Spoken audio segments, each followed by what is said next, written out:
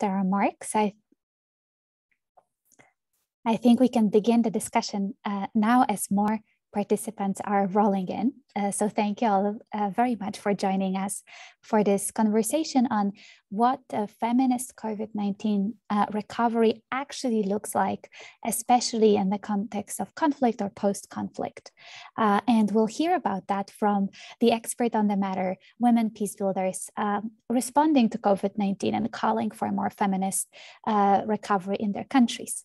But before that, it is my great pleasure to give the floor to Ambassador Jacqueline O'Neill, Canada's Ambassador for Women, Peace and Security, to open the event and welcome us all to the discussion. Jackie, the floor is yours. Thank you so much, Agnieszka, and bonjour à tous et toutes. Hello, Mavic. Hello, all our panelists who are joining. And everyone else who's with us this morning here in Ottawa. C'est un vraiment grand plaisir d'être avec vous d'Ottawa, Canada. It's a pleasure to join you today from the traditional unceded territory of the Algonquin Anishinaabe people. And I am really, really looking forward to hearing the discussion today, and I will not take long so that we can jump right into that.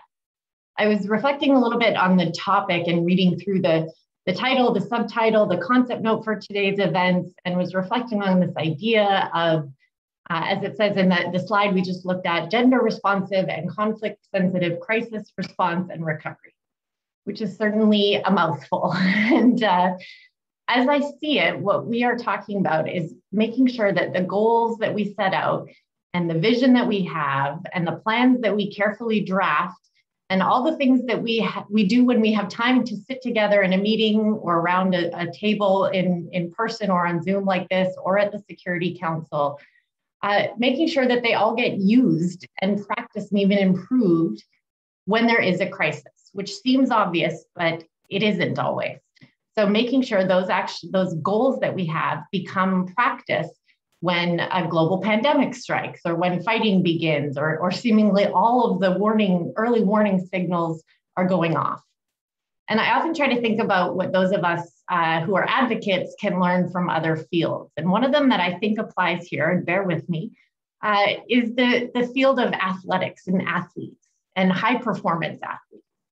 I'm thinking about how the best dancers, the best basketball players, the best football players, something that they do is they train so much and under so many different circumstances that they develop what they think of as muscle memory. So it's the idea that they know what to do, not just in their heads, but the connections between their thoughts and their reflexes. And even when it's a championship game or there's lots of pressure or their opponents are booing at them or the music goes off or anything like that, it becomes such a reflex that the performance in the way that they envision is almost automatic. So what does this have to do with gender responsive and conflict sensitive response and recovery? What I'm saying is that we really have to focus on what goes on before crisis. We need processes identified. We need people to understand how important they are. And we need to be so comfortable working in these ways that they become our instinct. And when I look back to Canada's experiences at the start of COVID-19 pandemic, we had a lot of lessons to learn, lessons we're still learning, things we must learn, and there are a lot of things to improve.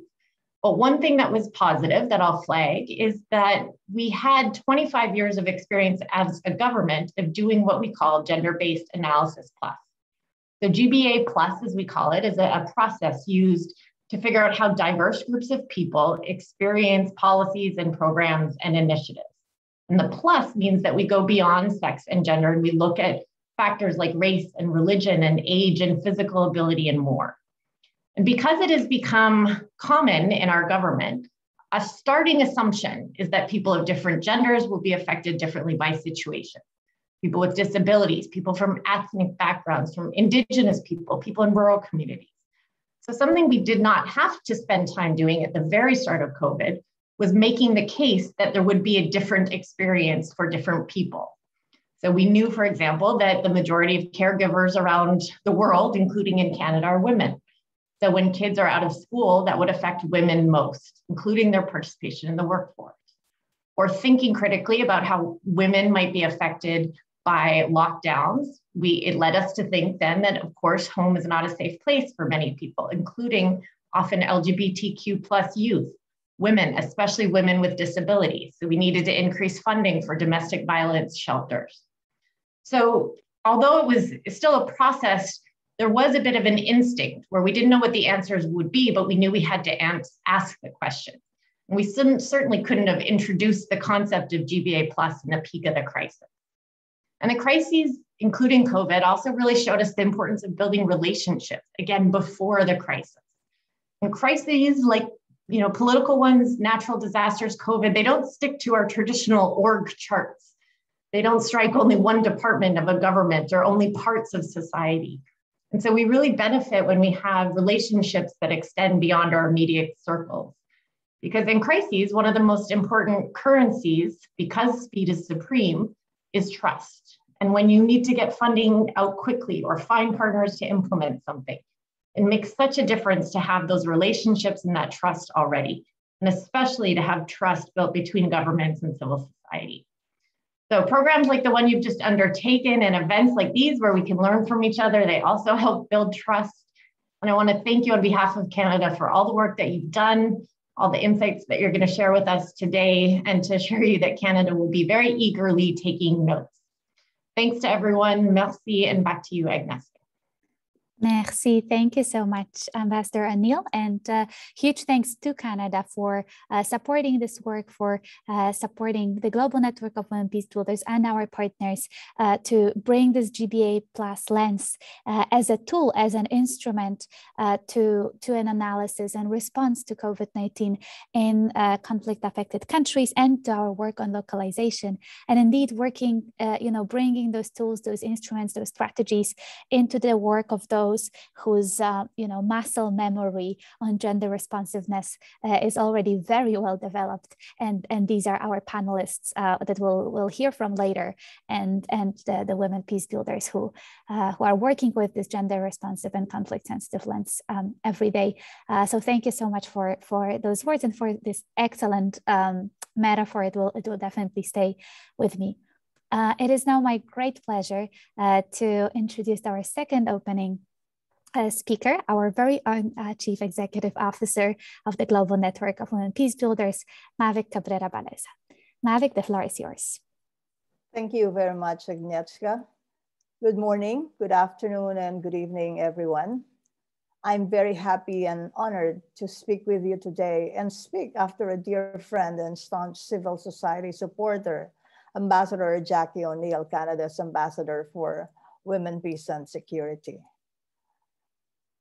I also want to especially acknowledge Dr. Rima Sela, the Global Network of Women Peace Builders Board Treasurer, for also honoring us today. I want to focus on one of the objectives of this event, which is to examine the importance of localization of the Women, Peace, and Security agenda as a tool to support gender responsive and conflict sensitive crisis recovery, and to strengthen linkages between peace building, crisis response, and humanitarian action. This objective is not from us. It's not from the Global Network of Women Peace Builders. It is from local women and youth peace builders and humanitarian actors who live through the conflicts and crises. It is from women and youth peace builders who took on the roles of frontliners at the onset of the COVID-19 pandemic. And at the same time, they continue their peace building work, often at great personal risk. And they want their voices to be heard, because at the moment, most of them still remain unrecognized and underrepresented, if not completely absent, where decisions on women, peace, and security and humanitarian actors are being heard or being discussed. Or at best, they're part of consultations, but their perspectives are not reflected in decisions. This is why we are grateful for the opportunity to work with national and local women's rights groups and civil society organizations in Colombia, Democratic Republic of Congo, Lebanon, and Nigeria to conduct a gendered analysis of the impact of COVID-19 and other crises on local peace-building efforts. We deeply appreciate the support of the Government of Canada through its Peace and Stabilization Operations Program. While we know that everyone has been impacted by the pandemic, we are also aware that each one of us is affected differently given our diversity, unique experiences, backgrounds, and identities. In the conduct of gender, conflict, and crisis analysis, we used the GBA Plus analysis developed by the Government of Canada.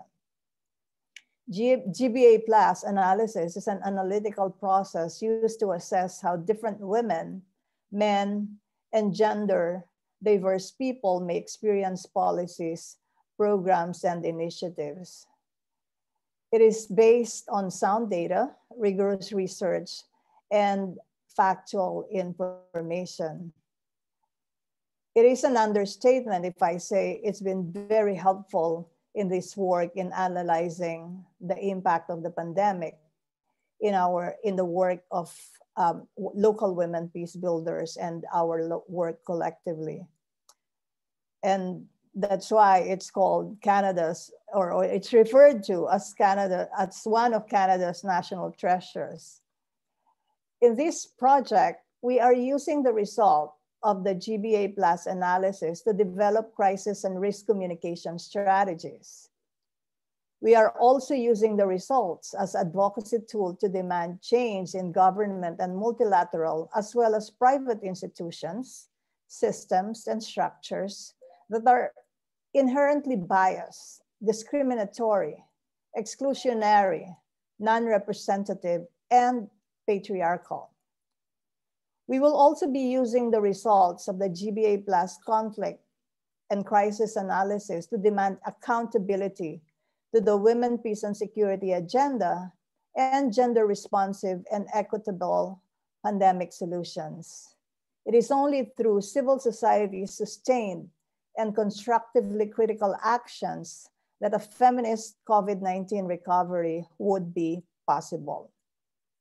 I'll stop here, and I look forward to listening to our amazing panelists, all of whom are outstanding peace builders, about the findings from their GBA Plus analysis and their communication strategies to mitigate the impact of the pandemic and promote a feminist recovery.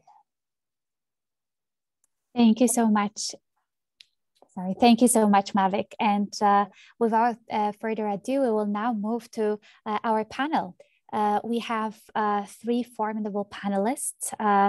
Shireen Jordi from the Permanent Peace Movement in Lebanon, Brigitte Osakwe from the West Africa Network for Peace Building in Nigeria, and Adine Dor Omokoko, the Secretary General of CAFCO in the Democratic Republic of the Congo, who I believe is dealing with some connection issues, but should be joining us in just a few minutes. But I just want to say all three of our panelists are partners and dear friends of GNWP and have worked very closely with us, had led this work to, like Mavic said, apply the gender-based analysis plus framework and lens in their specific conflict, both through workshops that have brought together the diverse actors, including women peace builders from local and national level, including local authorities and national authorities,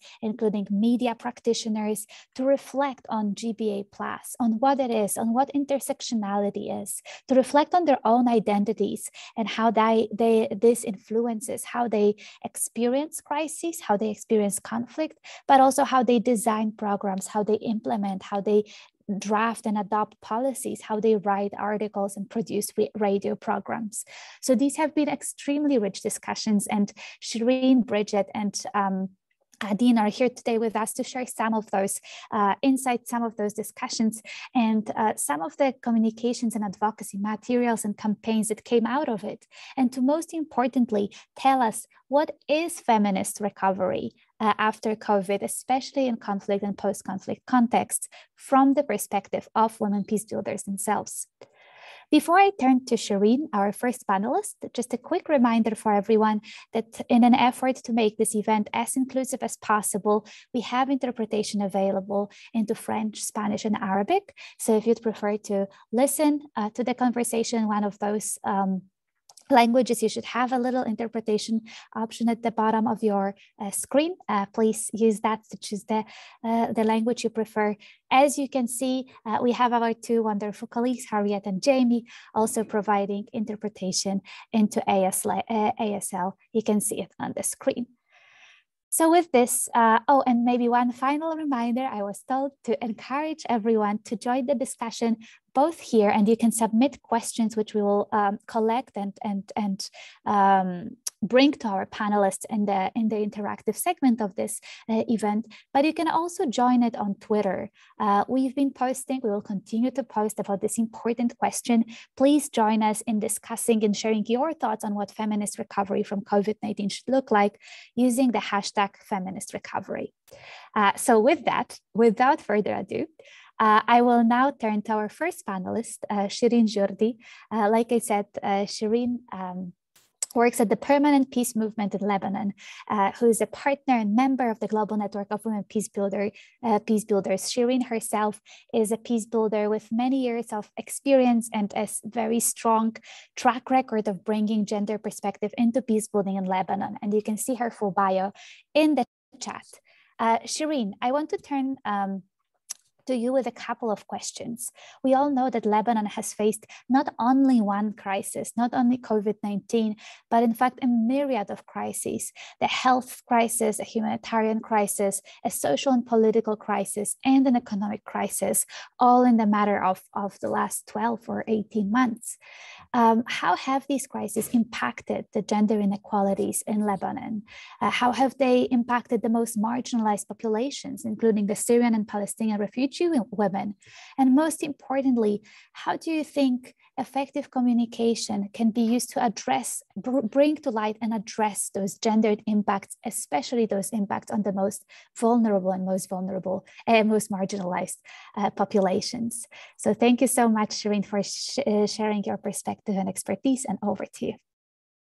Thank you so much, Agnieszka. Actually, I want to thank you. I want to thank GNWP for having me on this session. I feel humbled to be speaking after Mavic and Ambassador Jacqueline O'Neill. It's my pleasure. It's my honor. Shukran in Arabic. Let me start. I think Lebanon have been on the media for the past maybe 2 years. It has been, media has been portraying images and continued accumulation of crises in Lebanon.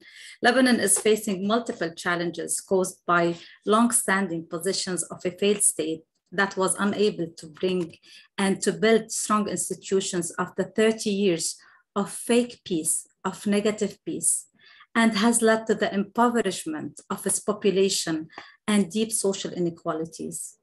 COVID-19 has compounded the multi-layered crisis Lebanon is facing. We know the revolution that has started in October 2019 and which marked its second year yesterday. So we have a great salute to the protesters, especially women frontliners who paved way to a peaceful revolution throughout these all 2 years to bring a change, a transformation of the current state of statelessness, if I may say.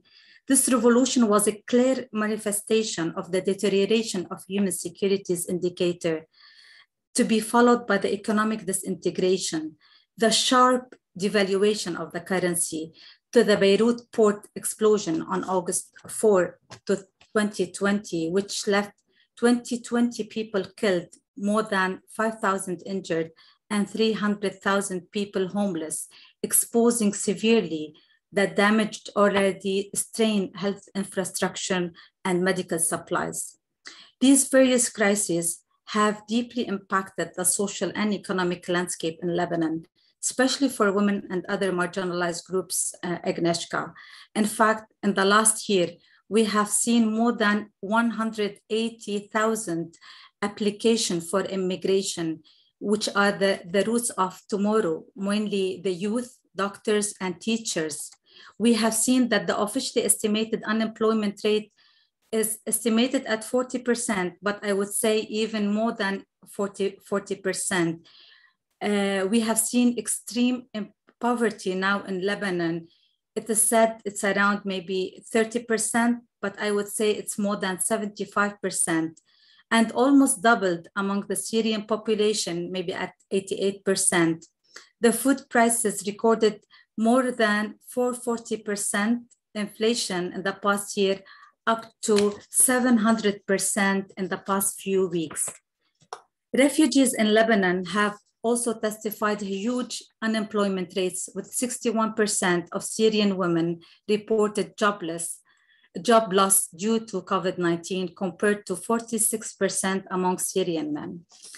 These intersecting crises have exacerbated Lebanon's fragility and fueled different kinds of tensions, including tensions between local communities and Syrian refugees on one hand, but also sectarian divisions leading to increase in hate speech and armed violence, as we have seen in the past few weeks and even the past few days.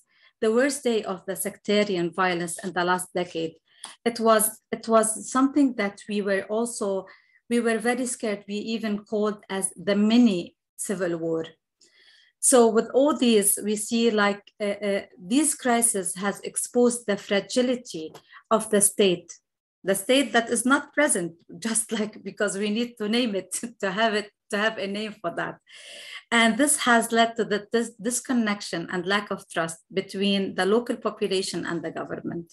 We have also seen increases in security forces' brutality, including against women and youth who are protesting. As a result of all of this, we see that the Lebanese population have been unable to process or adapt to the rapidly deteriorating situation, which has created a mental health crisis. These crises have also created intersecting vulnerabilities among women. Migrant women, refugee women, and youth are among most of the impacted of this crisis. Last June, in partnership with the GNWP and with the support from Global Affairs Canada, thankfully, Permanent Peace Movement organized a 2-day online workshop on crisis and risk communication with activists, civil society leaders, and journalists.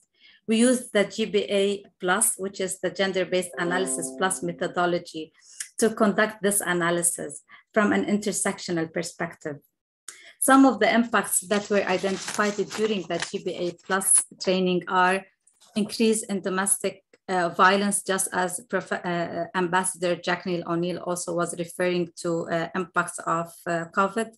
We have seen that during lockdowns, this proportionate economic impact of COVID-19 on women, in particular migrant and domestic workers, access to education and online schooling as well, especially for women and persons with disabilities. Miscommunication between municipality and local populations. These were among our main findings. Women's rights groups have been vocal and active to address many of these challenges. The protests and the revolution were a turning point because it was clear that things weren't moving right. Some of the slogans we saw in the front lines of the protests were calling for transformative change, like state building and equality. We saw slogans calling for the freedom of refugees, whether Palestinian or Syrians. We saw slogans that were calling for state building in terms of equal citizenship and rights of women and personal status law. We saw also slogans that asked for the rights of migrant and domestic workers. So these were some of the work that we've done along that line. Thank you, Agnieszka, back to you.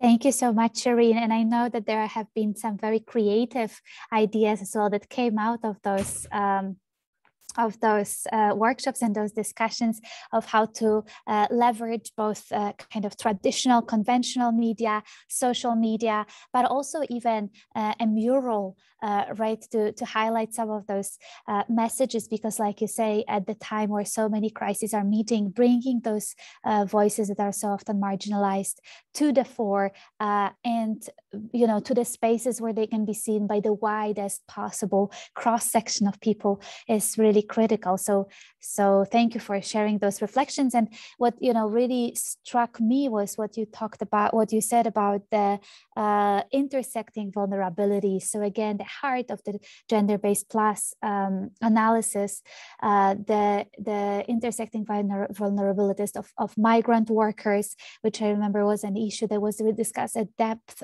during our workshop, the refugee women and youth, etc. And what you said about that solidarity between those people, those persons facing this multiple layers of discrimination, being at the core of the revolution, which you described. So this really brings hope, and we all stand with you and other women peace builders in Lebanon. As we know, the crisis continues and the struggle continues, but there is hope when there are powerful women, powerful persons such as you leading this work. So thank you so much.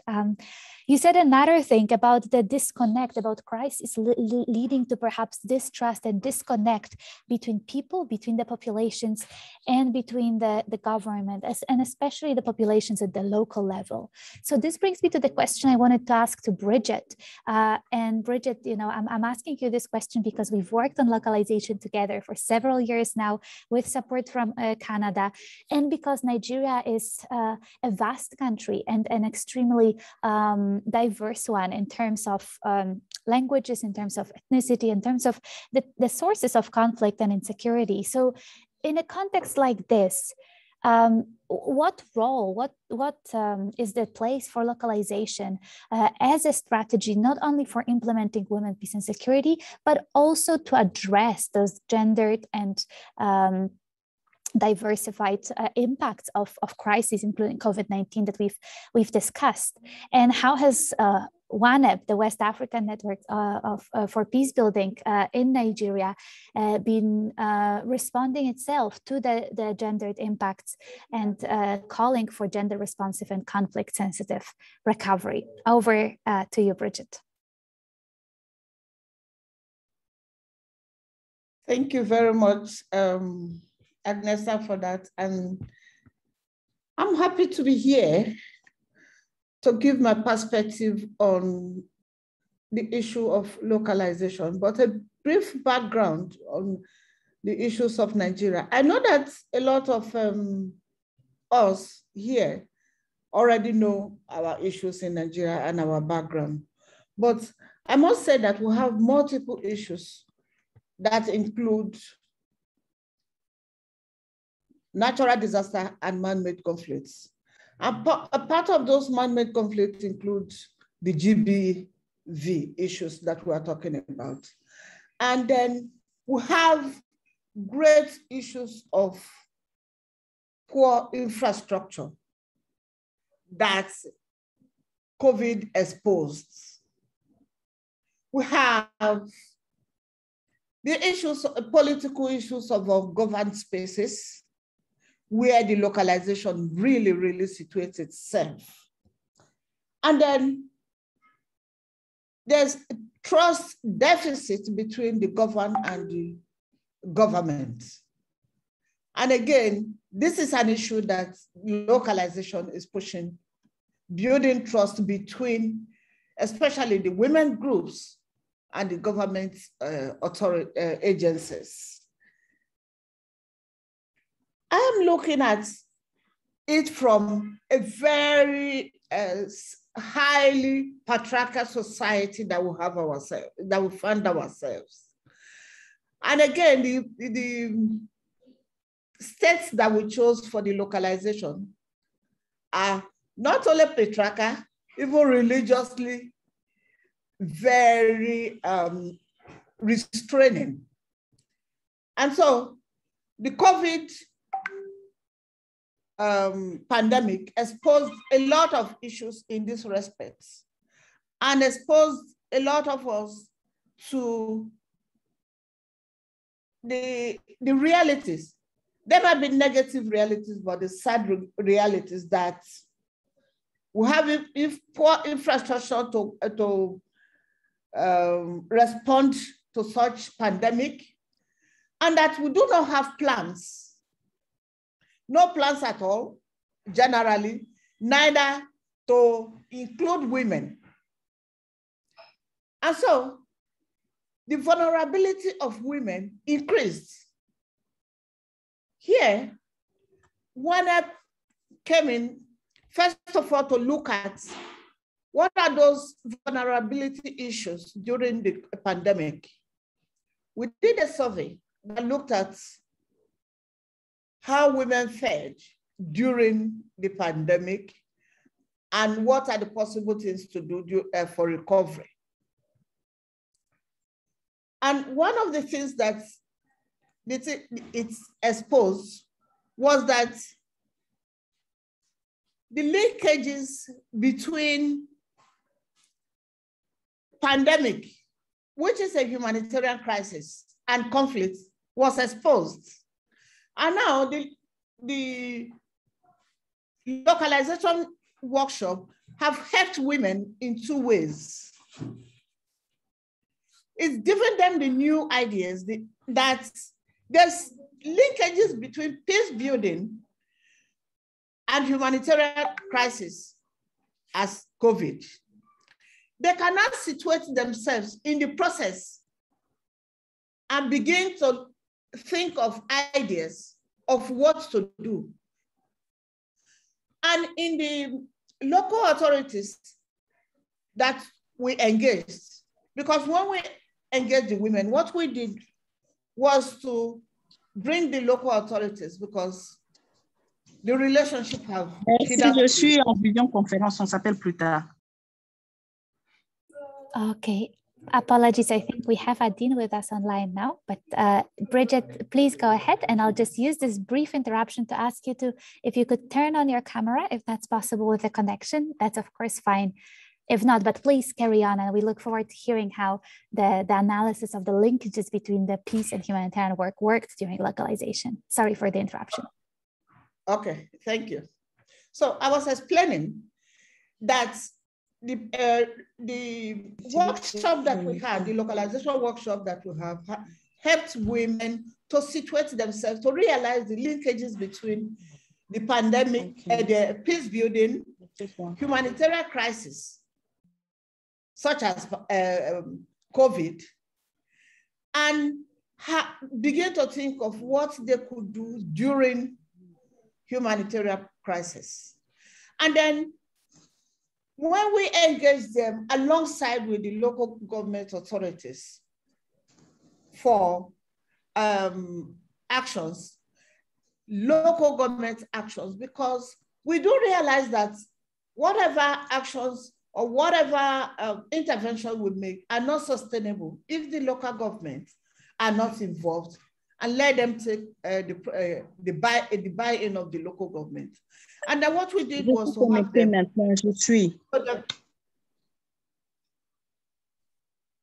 Go ahead, Bridget, go carry on.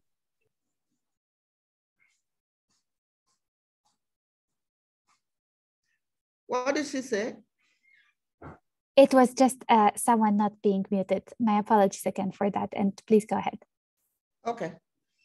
So the local government, the engagement of the local government for the local government action plan helped us, for instance, to have their buy-in for sustainability, and then help them to realize that their local government action plan can actually have COVID intervention in the plan. And so the localization for 1325 helped us to achieve two things: make a plan for local action plan, and also have an input for recovery, for a COVID recovery. And then we had the media engagement with media personality. We selected some media personality that we think that would help project these issues. And what we did was to select them, the strategic ones that can escalate the conversation of the leakages of humanitarian crisis and peace building, especially involving women. Because after we had done that crisis management workshop, a lot of the media personalities were involved in that workshop. And then what followed was publications. They started making publications about the presentations that we had in the crisis management. And we had a lot of media hype on how the women's role and the women's spaces in humanitarian crisis and peace building.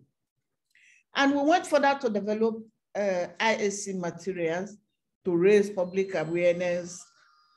And hitherto, a lot of women, even women and people in generality, did not situate COVID as a humanitarian crisis issue or a peace building action issue. So we had to make IAC material. We made a lot of IAC material. We made posters, we made stickers, and to raise awareness on those issues.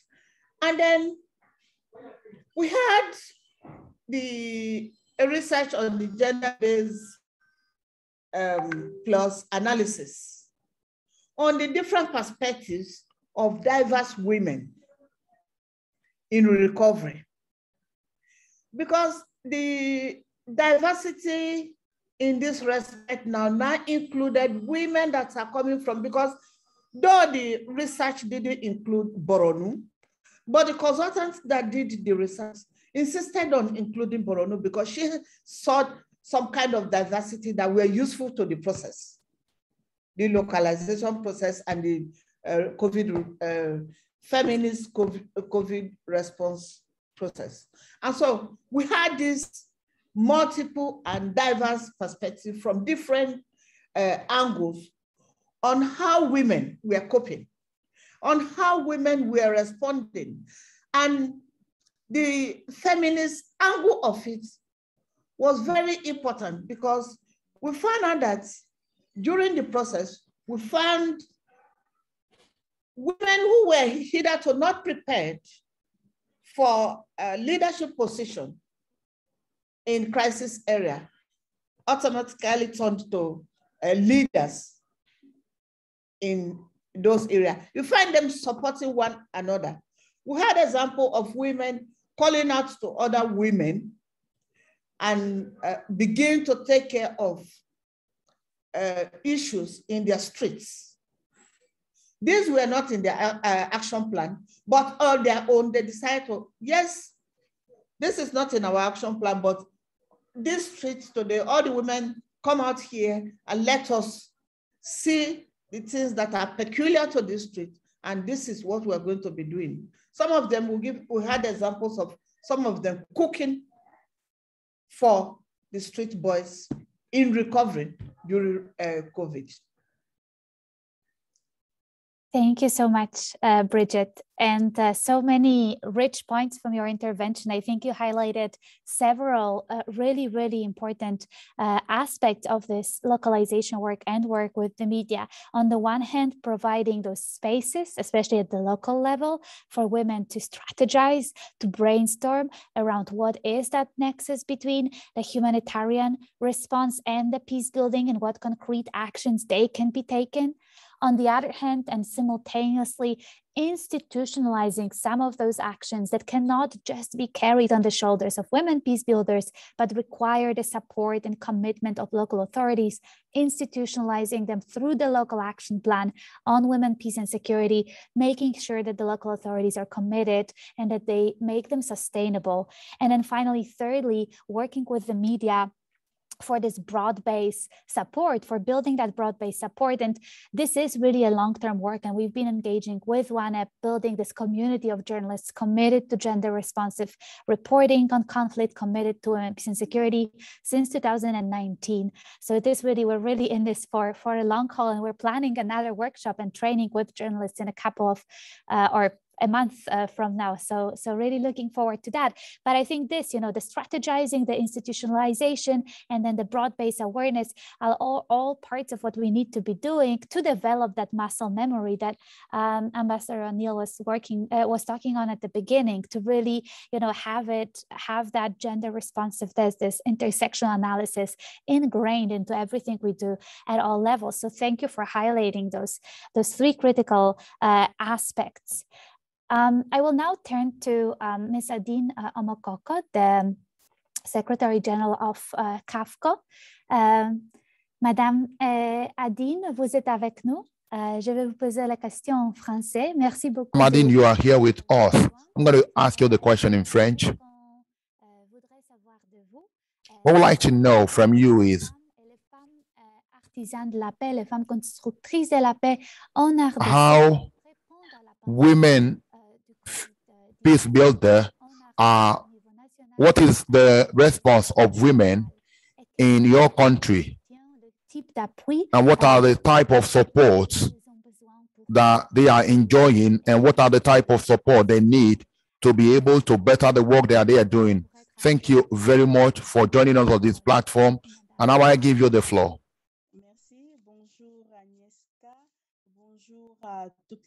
Thank you very much. Good morning to all of you. Good morning to everyone. Allow me to introduce myself. I am Adine Omokoko, Secretary General of CAFCO. I'm sorry we are having electricity issue in my country, so from my office it has been very difficult to join you. This is the reason why I joined you very late. Once again, I would like to apologize for that. My answer to your first question is this. You wanted to find out what is the response of women, what is their response in the face of the COVID-19 pandemic. In March 2020, when the government announced that the country was hit by the COVID-19 pandemic, and we were supposed to take some action, some protective measure, like washing hands, like using hand sanitizers. When the government mentioned all those measures, and when the government insisted that everybody should be masked up, it was very difficult for women at first, because women could not really understand what type of disease was it. Because in my community, it was very difficult for people to understand why there is a problem, there is a disease, and people cannot have any medicine at hand, and they have to use some, and people will have to use some measure, some protective measure. This was something very difficult to understand for our people. This is the reason why the government I decided to look at the best way to make sure they better communicate with the population. That is why, for example, Gombe community in Kinshasa was badly affected by this disease, and there was a lockdown, a partial lockdown. But the problem is that the impact of this lockdown on this population was very difficult, because Gombe that I'm talking about is the heart of Kinshasa. You have some administrative building, and you have the biggest market. When I mean market, I mean a place where you have a lot of women. So this is where women go to buy whatever thing they need for the houses. And all these women have economic activities. So when there is lockdown, it will be very difficult for these women to go to the market and have access to the product that they need. We also notice that the COVID-19 pandemic has raised another issue, an issue related. We can hear you very well. You can continue, Madam. Madam Omokoko, you can continue. We can hear you very well. The human rights, I was talking about the human right because we have gender-based violence increasing in the society because women were at home. They were supposed to be taking care of children who are no longer going to school because of the lockdown. Is the situation became very difficult, and those women are now closer to the children, and it's very difficult because it's like people suddenly became unemployed because of the lockdown, and people started having problem. There was a lot of stress, a lot of gender-based violence that have been reported here and there, and we have serious problem with the local population because there was no other activity that people can do, and I think that is the reason why there was a lot of violence in household. A lot of violence and rape cases have also been reported. We also have the reduction of mobility because people were forced to stay at home. They had no other activities. People have to survive. Survival has become key in a community like the Gombe community. In a city like Kinshasa, when you know that people are struggling to make ends meet, people are not earning up to $1 or $2 a day. So life became difficult for the population, and there was a lot of stress, and people did not really understand how the government managed the pandemic. You also asked me the question, what type of support do women need? During the first month of the lockdown, what my organization started is sensitization. We started sensitizing the local population because most of them are uneducated.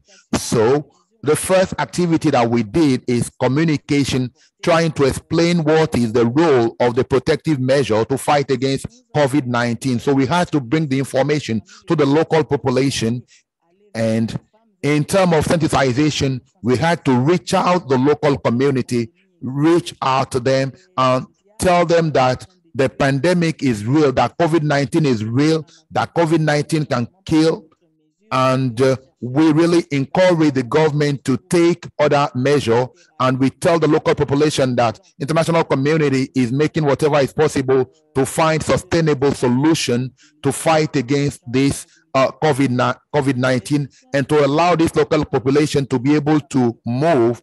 And I told you we had to do sensitization, and the other thing that we also did is to share experience, because there was lockdown in other parts of the world. For example, in Europe, we really took advantage of what happened in Europe so that we can help them build up their resilience in the face of the pandemic. So it was important for us to share information with the local population, and it was very important for us to make available some pedagogical tool, because we believe that it is very difficult for the population to understand what is happening. So we have to carry out sensitization using local languages, which is very important for us. The message will be transmitted, the message will be spread through local languages to make sure that everybody understands what is the content of the message. So we needed a lot of money to be able to reach out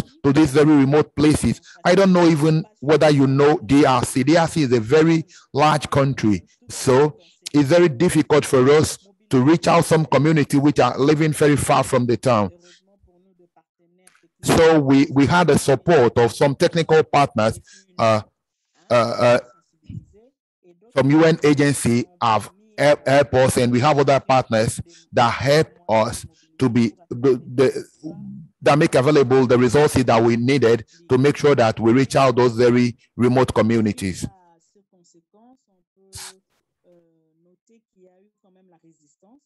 We also noticed that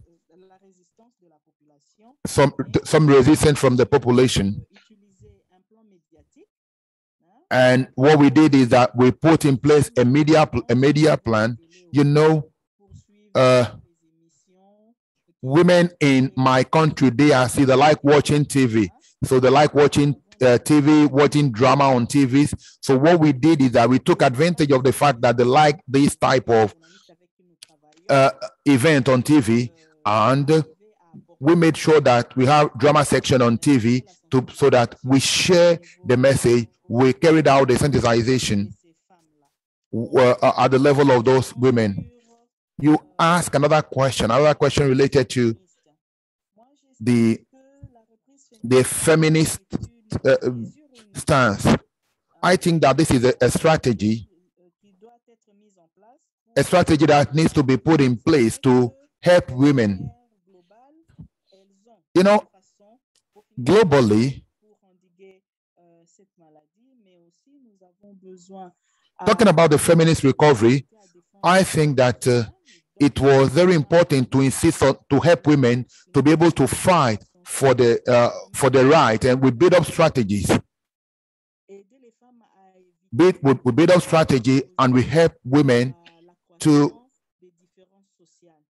we help them not for them not to be exposed to one issue or the other because of all the restriction related to COVID-19. We had great problem related to the lifestyle, because there are some people who have whatever it takes to. We have people who had whatever it takes to be able to fight poverty, and they have whatever it takes to fight those diseases, and some people who do not have. The strategy, I believe, is to redeploy women leadership in all sectors, and this is something very important in the social sector and the public administration. I think that women need to be redeployed. I think that this is something that we will talk about. We'll talk about sanitization. Women need to be reboosted for them to be able to acquire and to get to that leadership position in all the sector where they are having one role or the other, so that they will be able to have the floor on the one hand, and on the other hand, to be able to assert themselves and not to find themselves excluded from the leadership process in their community. I also think that this assessment of their identity, this is an affirmation of the woman identity.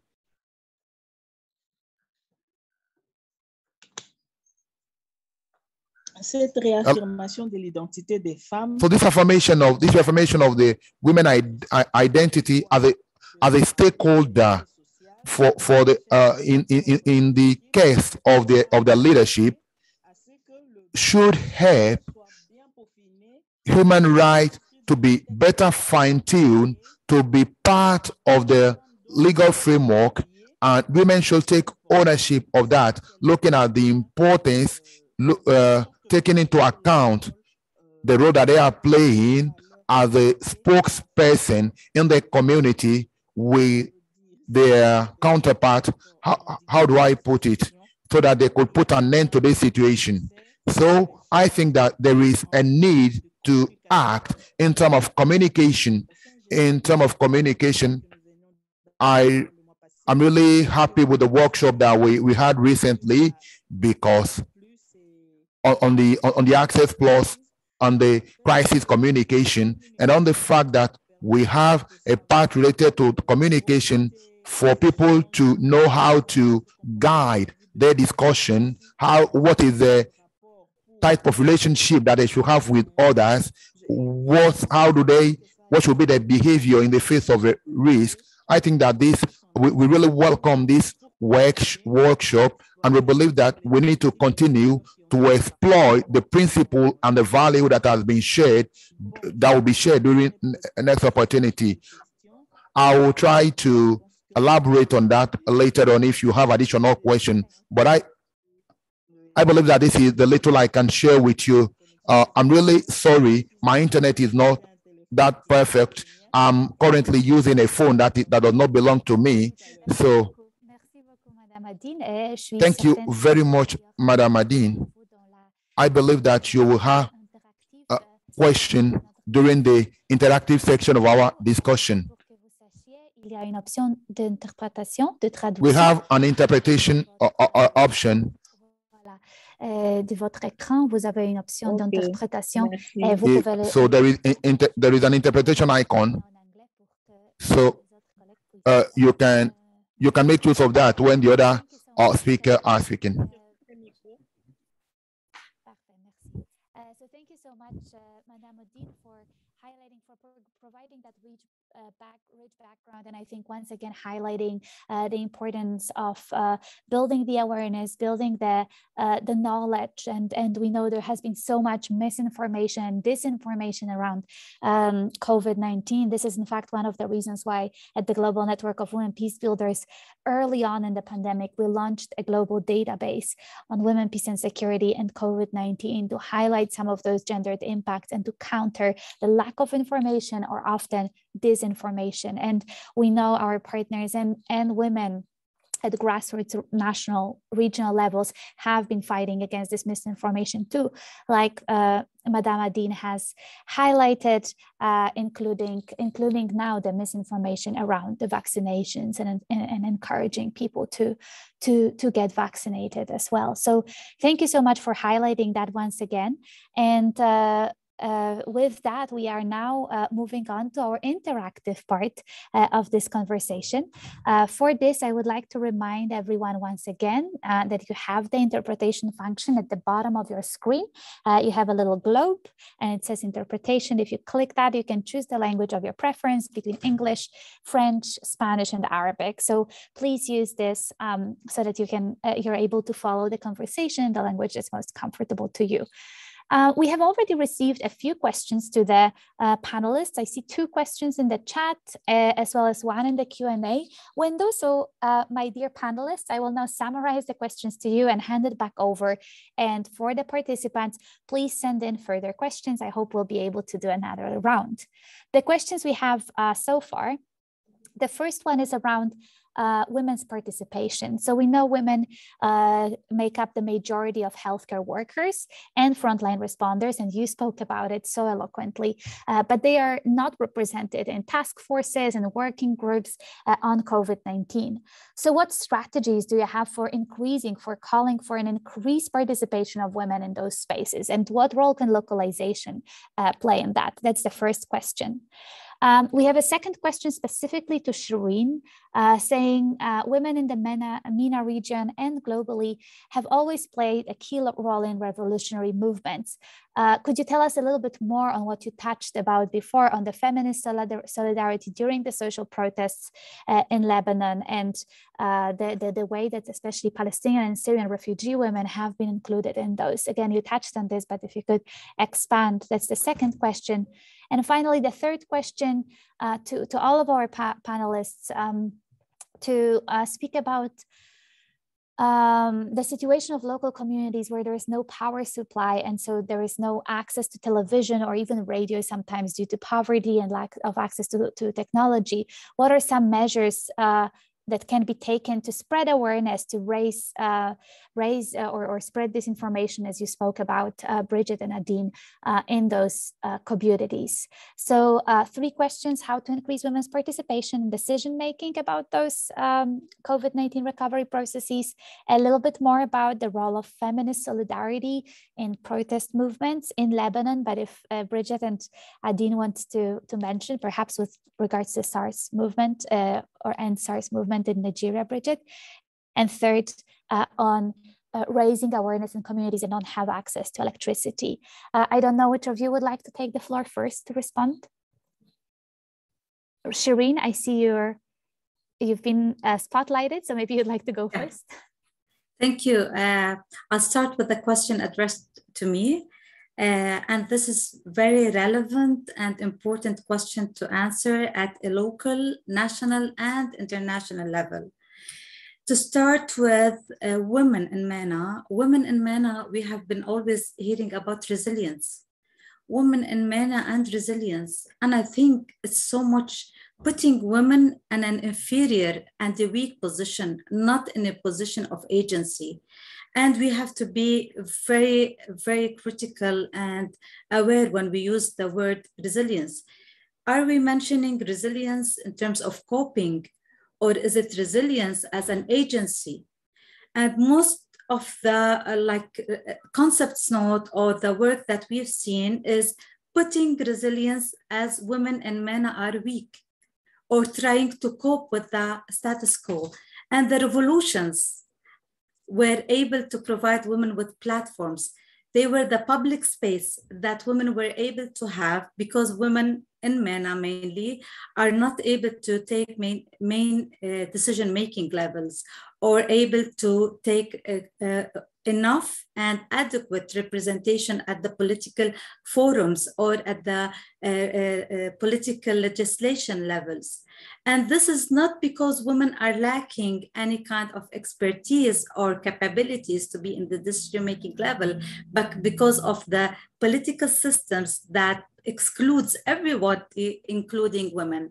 And we've seen that within the Lebanese context, the Lebanese political confessional system that has this power sharing political confessional system is an anti-feminist system, is a system that excludes everybody from cooperating, and is a system that leads to a continuous vicious circle of discrimination, of inequality, of social injustice, not only to Lebanese, but also to refugees, whether Palestinian or Syrians.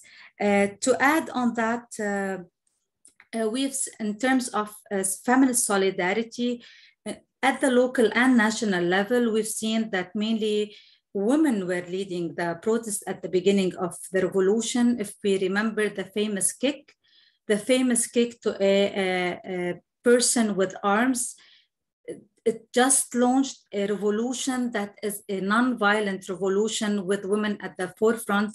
Women were able to play a very important role in making the revolution peaceful, and putting also a barrier between unprecedented police security forces' brutal violence against civilian protesters who were just calling for a state building in terms of all these slogans that were being carried. Most importantly, I want to mention the feminist slogans which were calling for state building as equality and as slogans that has to do with equality in terms of the personal status law, equality in terms of citizenship, equality to the way of how to perceive and how to have the refugees in Lebanon, whether Syrian or Palestinians, of equal pay. So all these slogans that has to do with feminism were carried on in the revolution. Now, last point that I want to mention in here, in terms of the international feminist solidarity, we've seen now some, but I don't think it was enough. And we have seen in the past few days with that semi-civil war, if we may call it, how many of their international feminist movements refer to that even in their social media. How many did they send letters of solidarity to women in Lebanon? I'm just giving Lebanon as an example, but it also goes to women in Palestine, in Syria, in Yemen, in Libya, in Iraq, in Sudan, so, and definitely in Myanmar, in Nigeria, in different parts of the world.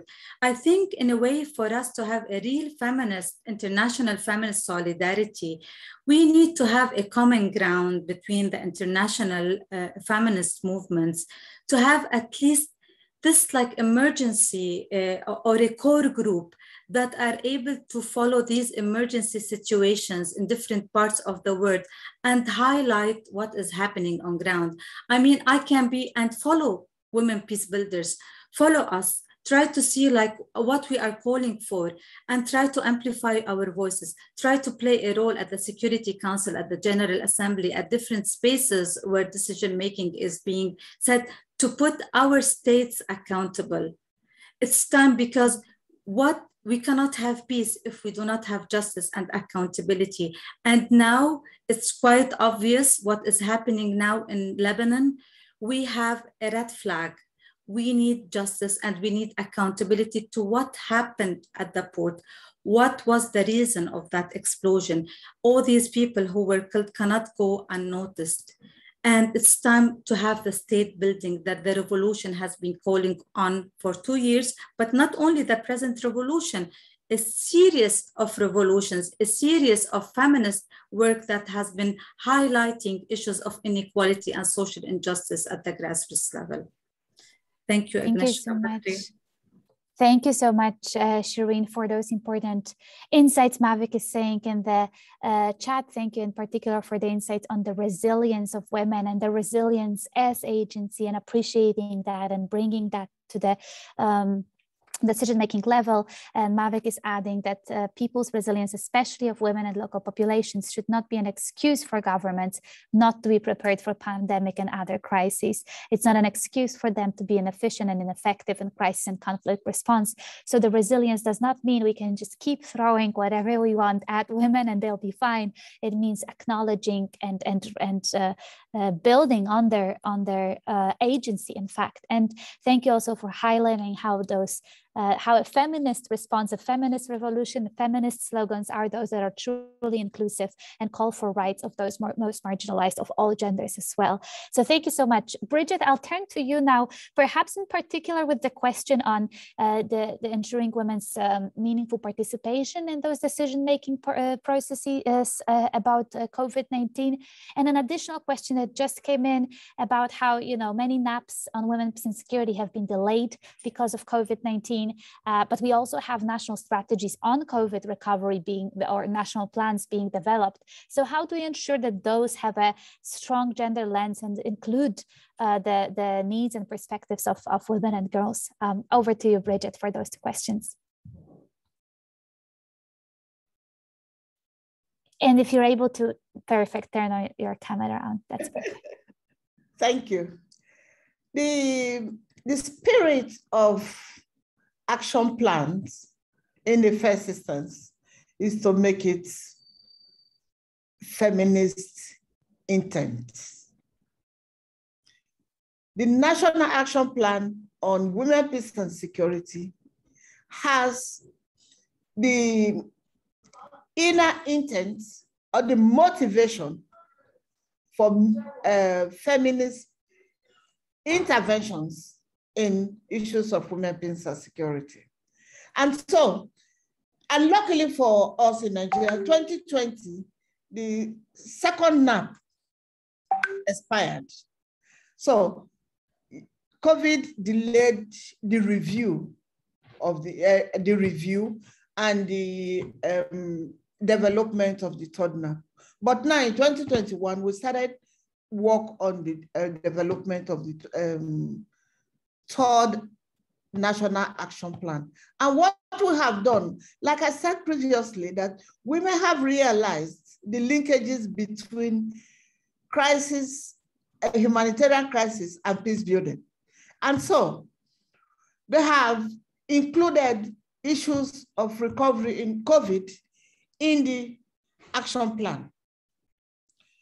In one of the pillars for our National Action Plan and the Gombe, Bauchi Action Plan is relief and recovery. And so in the process of developing the local action plan, the pillar that says relief and recovery. Now recovery is not just recovery of man-made conflict, which a conflict is also for natural disaster like the COVID pandemic. And so we had imputed recovery processes for COVID in the action plan for in our localization processes for the local government that we have done. And the second one was that women make up a high majority of health workers. Yes, I agree. And they were at the front line because they are the nurses. And even the, in Nigeria, we have what we call the oddlists. They are not qualified nurses, but they are assisting the health nurses, the qualified nurses. So, and in that sector, we find a lot of women that are involved, and yet they are not in the leadership positions. Because if you put up the map, you will say, okay, we have, in this sector, we have 100 people, 20 men, 80 women. We say, okay, women are, but the leadership triangle, you have 18 of the men are in the leadership triangle because of the patriarchal situation that we find ourselves in our country and in our context.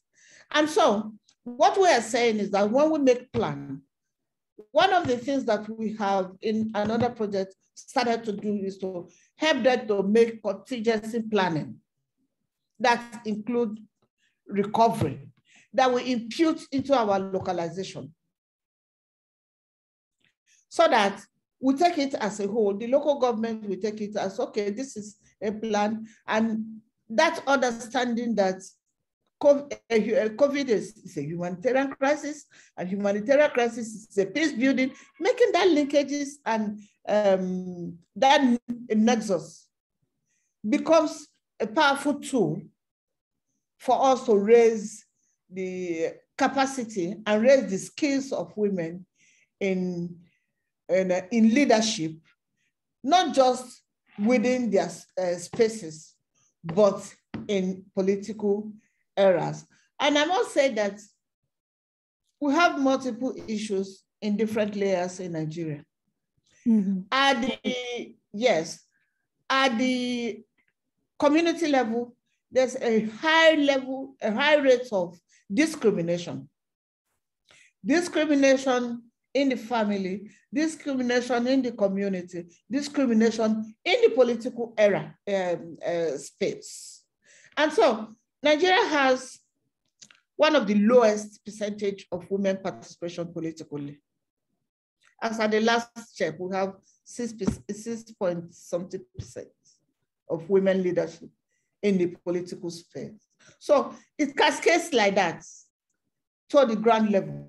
In Gombe, for instance, I think we have only one woman in the House of Assembly. So, and then we went into this conversation about the challenges and what is hindering them from this. So there were this conversation about education, their lack of interest in education and not going into those areas.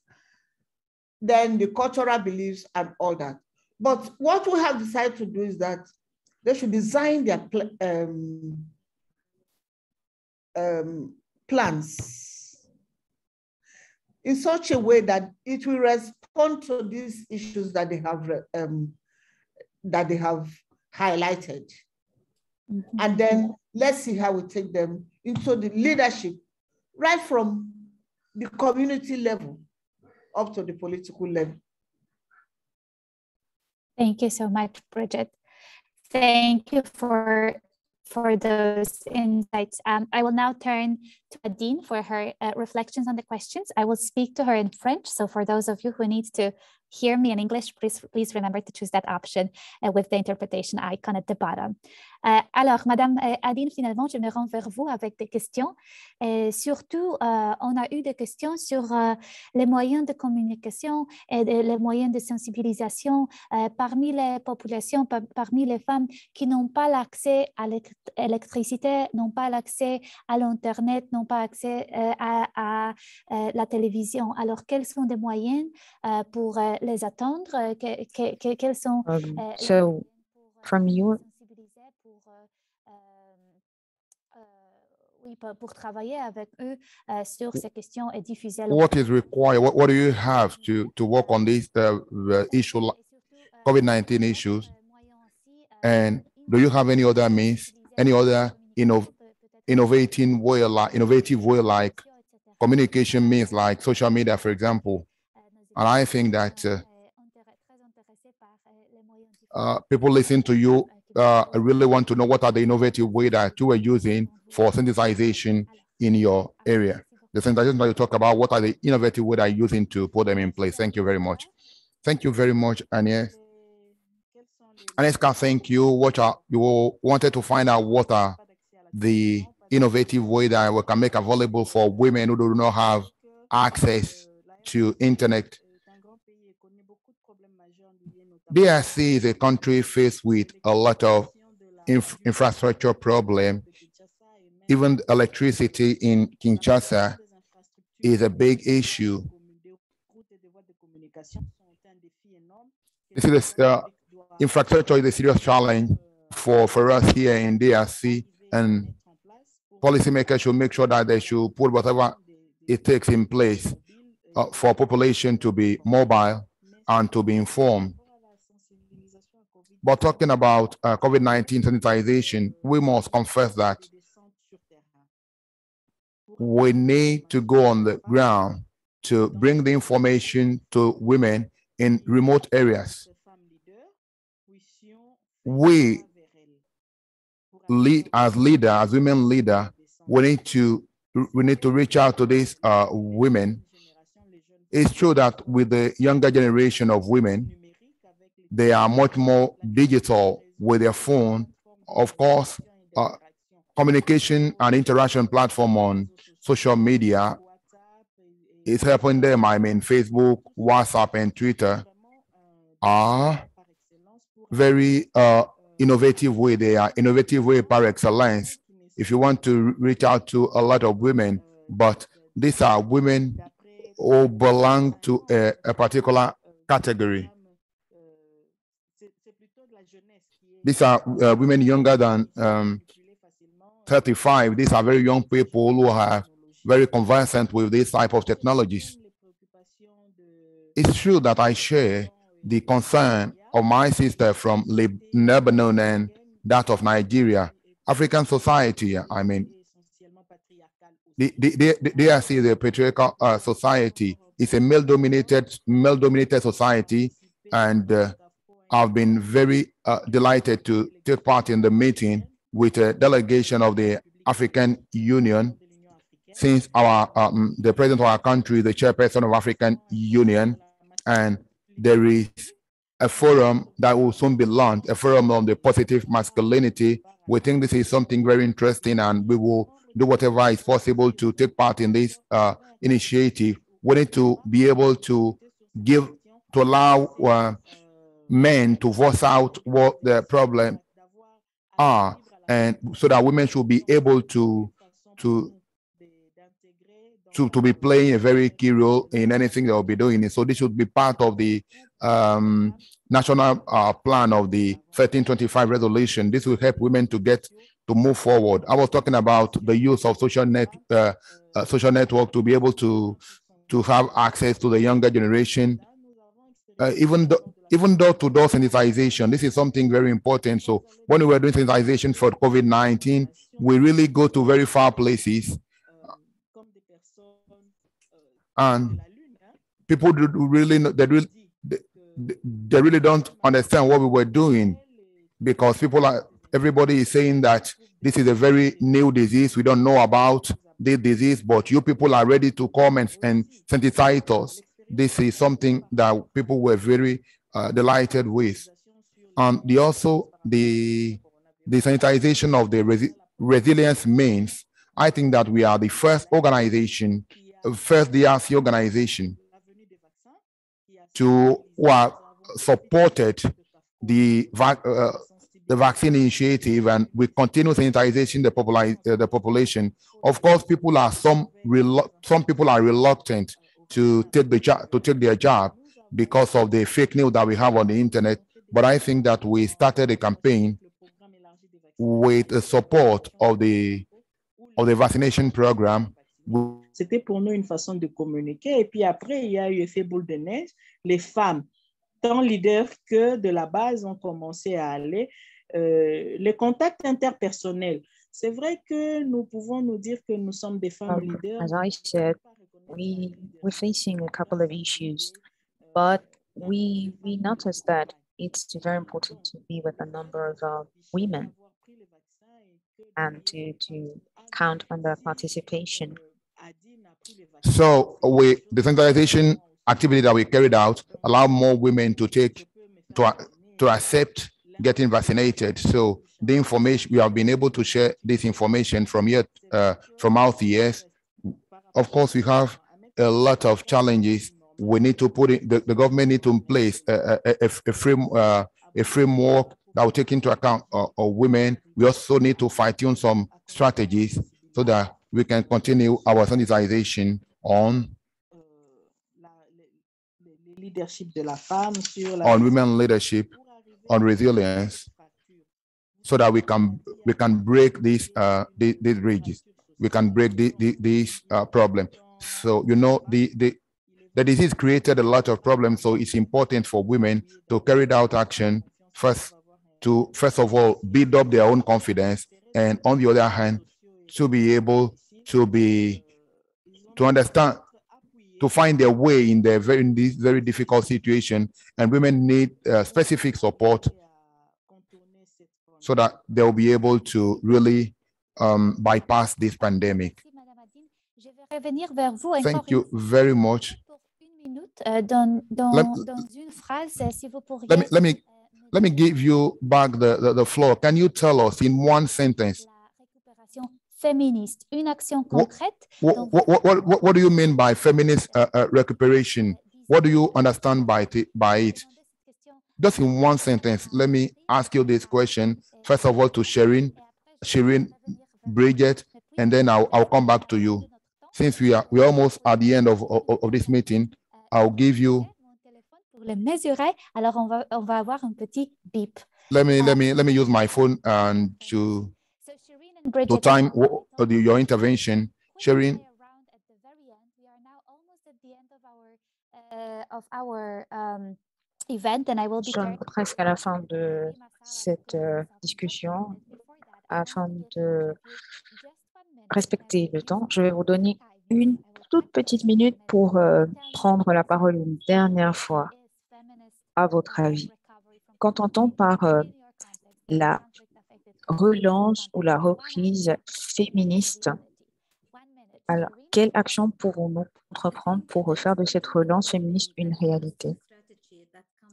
Je pense qu'il faut adopter une action globale et être en mesure de déterminer ce que les femmes peuvent faire sur le plan local et national. Ensuite, nous avons besoin de ressources financières, humanitaires, essayer d'examiner ce que nous pouvons faire. Jobs at the time after COVID. So I think this is mainly what needs to be done at preliminary stages, because we need to work on an early warning rather than wait until the damage is done. Thank you. Perfect. Thank you so much, Shireen. So feminist recovery is recovery that recognizes, maps, and builds on what women are already doing and prepares for future crises. Thank you. And thank you again for being with us. Bridget, same question to you now. Bridget, you're muted. Feminist recovery for me means plan for women, of women, by women, to be supported by women, to institutionalize recovery, either man-made or natural disaster. Thank you. Thank you. So feminist recovery is by women, for women, and led by women. So we need women at all of those levels of governance to institutionalize those. Thank you, Bridget, for summarizing the discussion so well and for being with us here today. Madame Adine, je me tourne vers vous encore une fois dans une minute. Qu'est-ce que la récupération féministe? À vous. La reprise féministe pour moi, je pense que c'est une stratégie. In my opinion, I think a feminist recovery is a strategy. I believe that based on the impacts of the COVID-19 on women's rights and their ability to tackle this pandemic, I guess it's a good start, because the COVID-19 pandemic has further increased social inequalities. So I believe that we have to assess all the sectors, and it's very important to restart our national action plans on Resolution 1325. And I think there are already 12 sections from the Beijing plan. And I believe that we must master this resolution and allow women to speak because they are excluded. And we should also reaffirm women's role and give them the opportunity to work for the society. And as activists, we must understand women's needs and help them to develop a strategy. And I believe that this is very important to understand what women need, and thus this is a good solution to fight the COVID-19 pandemic. So if I got you well, I think this is an opportunity to allow women to I think be our three leaders and to understand the needs further. And the answer to the question, what is feminist recovery, better than I ever could. So thank you all three for being with us again. And now it is my immense pleasure to hand over to Dr. Rima Salah, who is the treasurer of the board of directors of the Global Network of Women Peace Builders and former UNICEF Deputy Executive Director, as well as the former Deputy Special Representative of the Secretary General for the United Nations Mission in the Central African Republic and Chad. Rima, over to you to summarize those wonderful discussions and close us off. Thank you for being with us. Thank you, Aneska. It's a great pleasure to be with you. And it gives me great pleasure and honor to thank Her Excellency, Ambassador Jacqueline O'Neill, Ambassador for Women, Peace and Security from the Government of Canada, and Ms. Mavic Cabrera, our Chief Executive Officer for GNWP, for their very important remarks and their commitment to the implementation of 1325. I want to thank and pay tribute to our distinguished panelists for their instructive and enlightening interventions, and also for their edifying work as peace builders, activists in responding to COVID-19 humanitarian crisis and beyond, for fighting against discrimination and for social justice for all. After COVID-19 outbreak and its spread in the world, the UN Secretary General, Mr. Antonio Guterres, said, the pandemic is having devastating social and economic consequences for women and girls. And he further said, gender equality and women's rights are essential to getting through this pandemic together. He also emphasized that women leadership and contributions must be at the heart of coronavirus resilience and recovery efforts. Today, we saw what feminist recovery, what feminist efforts are, and how they look like in practice, especially in conflict-affected context.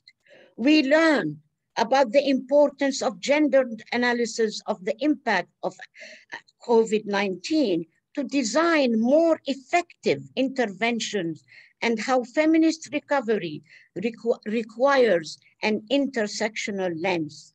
It requires thinking about the specific needs of every woman wherever they are, every woman and young women, including refugee women, as we heard from Lebanon and other countries, internally displaced women, migrant workers, women and rural women who have no access to any means of communication and information. We saw how women and young women are rising to respond to the challenges posed by the pandemic and also other crises. Yes, they are at the forefront to fill the gaps in relief programs and other problems, and to particularly meet the need of the most vulnerable and marginalized groups. They are also at the forefront of communication. We saw how important this was in Congo and other countries. And also the importance of designing strategies that are science-based, but also relevant to communities and sensitive to culture. And this was very important, as we heard, to counter fake news through discrimination of factual news, fake news about the pandemic. And this, most importantly, in local languages. We also realized the importance of localization of women, peace, and security resolutions as a tool to support gender responsive and conflict sensitive crisis recovery, and the importance of strong linkages between peace building crisis response and also humanitarian action. And as we heard today, we have to make this sustainable. We have to institutionalize it. I think our colleague from Nigeria said it many, many times, how to institutionalize all this as a path to long-term peace, development, and stability. We need to do this. We need to raise our voices. We said we don't hear all the voices of women, but let us raise the voice of every woman and ensure with our governments that gender equality, inclusion, and empowerment of women and young women is key, as important to the response to COVID-19 and beyond, and to socio-economic development. We need also to entreat policymakers and community leaders that women in their diversity be represented in all decision-making about recovery, including economic recovery. And as also we heard, it's also about recovery, and their voices should be heard. Their voices should be heard. And we need to appeal. We need to appeal to the international community for more political support and financial commitment for this work of local women, peace builders, and activists be sustainable. Also, very important, we need to make our governments accountable. We need to make our governments accountable, and not to say that we are resilient and all this and we can do it all. No, they are accountable for the recovery. They are accountable to maintain and safeguard the rights of all women wherever they are. In this regard, I would like to express our gratitude to the government of Canada, who is a great example, to the Global Affairs of Canada and the Permanent Mission of Canada to the UN for their vision, for their support. Without their commitment, this important work would not have been accomplished. So let us move. I think the time is now, and we have to do it all together. So on this occasion, I also would like to thank our audience. Shukran de wujudikum ma'ana. Merci de votre présence avec nous. Et je vous remercie, and thank you for all of you.